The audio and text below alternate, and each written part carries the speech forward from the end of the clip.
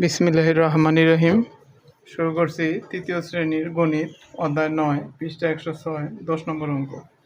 বিদ্যালয় থেকে স্বামীর বাড়ির দূরত্ব 7/5 কিলোমিটার এবং মিনার বাড়ির দূরত্ব 7/3 কিলোমিটার। বিদ্যালয় থেকে কার বাড়ির দূরত্ব বেশি এবং কত কিলোমিটার বেশি? তো এই জায়গায় দেখো, এই জায়গায় আছে স্বামীর বাড়ির দূরত্ব আছে 7/5 এবং মিনার বাড়ির দূরত্ব আছে 7/, দেখো, আর মিনার বাড়ির দূরত্ব 7/3 কিলোমিটার।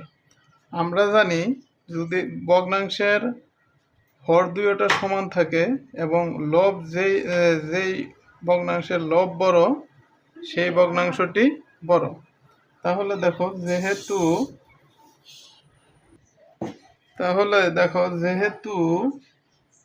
যেহেতু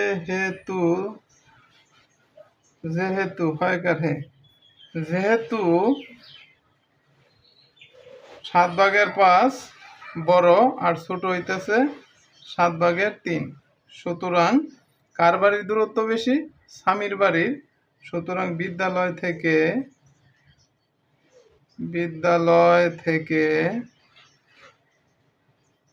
স্বামীর বাড়ির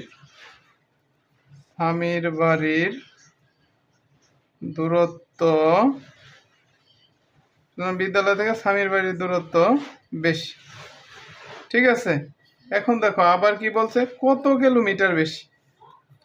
সুতরাং আবার লেখো, বিদ্যালয় থেকে স্বামীর বাড়ির দূরত্ব বেশি সমান। আমরা যদি দূরত্ব বের করি তাহলে কি করতে হবে? আমরা যদি দূরত্ব